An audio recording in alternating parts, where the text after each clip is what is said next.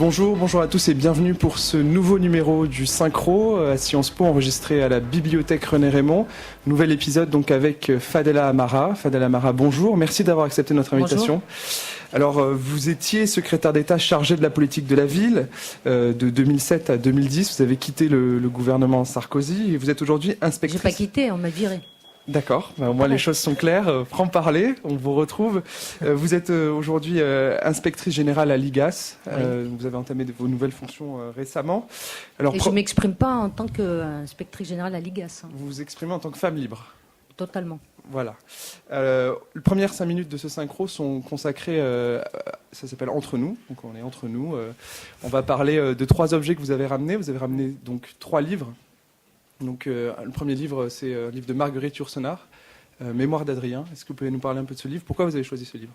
Alors, j'ai choisi d'abord parce que j'adore Marguerite Yourcenar, premièrement. Deuxièmement, Mémoire d'Adrien, parce qu'en fait, quand je l'ai lu, j'étais un peu plus jeune. Il m'a beaucoup marqué sur le fait sur la solitude du pouvoir. Et j'ai trouvé que c'était un livre qui était extrêmement intéressant et plein de philosophie.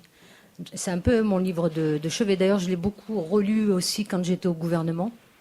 Mais il est très, très intéressant. Et puis, c'est une écriture de Marguerite Yourcenar qui est extraordinaire. Il y a des choses dans la vie qu'on regrette de ne pas savoir faire. Par exemple, moi, je regrette de ne pas être écrivain. J'aurais aimé pouvoir écrire avec beaucoup de facilité des livres pour dire beaucoup de choses. D'accord.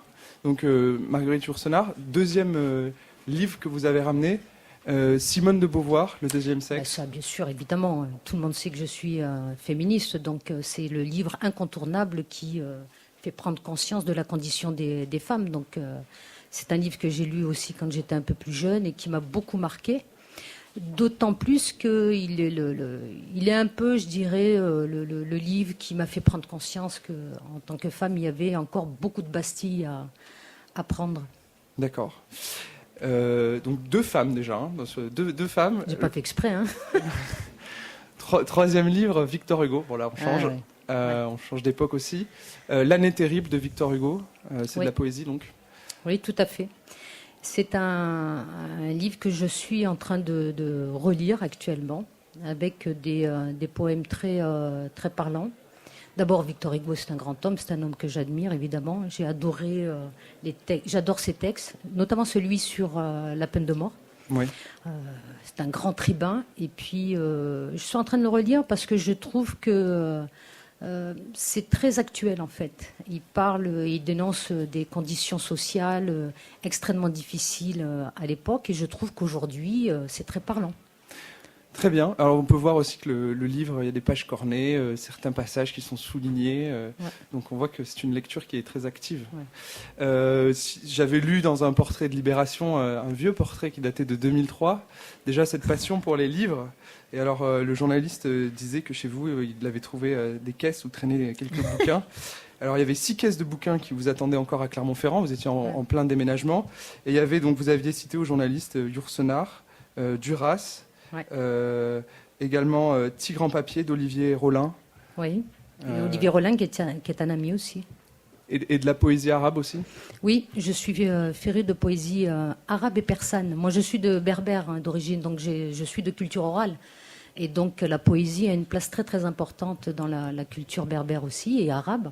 Et donc je lis beaucoup de la poésie. Et pourquoi 3 livres? Vous auriez pu, parce qu'on laisse le choix aux invités de ramener autre chose que 3 livres. Là, je ne vais pas vous ramener ma bibliothèque.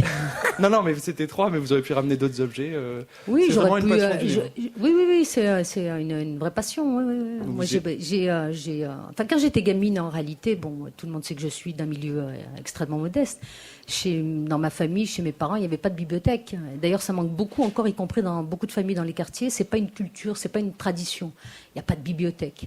La grande chance que nous avons eue, c'est qu'à un moment donné, certains maires ont décidé de mettre en place les bibliothèques nationales, les médiathèques. Donc on a pu avoir accès aux livres, on a pu avoir accès aux disques, et puis plus tard aux CD, aux films, etc. Tout ça, ça coûte très cher, mine de rien, quand on additionne pour les loisirs. Et donc, quand j'ai pu avoir cette possibilité-là, mais en fait, le goût de la lecture, alors c'est marrant parce que le goût de la lecture, je l'ai acquise grâce à mon institutrice, Madame Perron-Nicole, avec qui j'ai déjeuné la semaine dernière. Quand j'étais dans sa classe, je crois que je devais avoir 7-8 ans, un truc comme ça. Ouais. D'accord. Ouais, et puis, à la fin de l'année, elle m'avait offert un petit livre. Il paraît que j'avais bien travaillé cette année. Et donc, du coup, ça m'a beaucoup marqué. C'est elle qui m'a donné le goût de la lecture. D'accord. Et que pensez-vous, c'est peut-être une question un peu cash, mais on parle lecture, le président de la République, est-ce que vous l'avez vu lire au Conseil des ministres ou certains livres à la main ? Je n'ai jamais vu le président de la République lire un livre devant moi. Nous n'avons pas des relations de proximité. Je ne vis pas avec le président de la République. Par contre, je l'ai vu lire des rapports, des notes. Des choses beaucoup plus professionnelles. Oui. Merci beaucoup. Ces 5 premières minutes sont arrivées à leur terme. On passe tout de suite à la deuxième partie avec les questions d'actualité avec Nicolas Davila. Merci. C'est mon coup.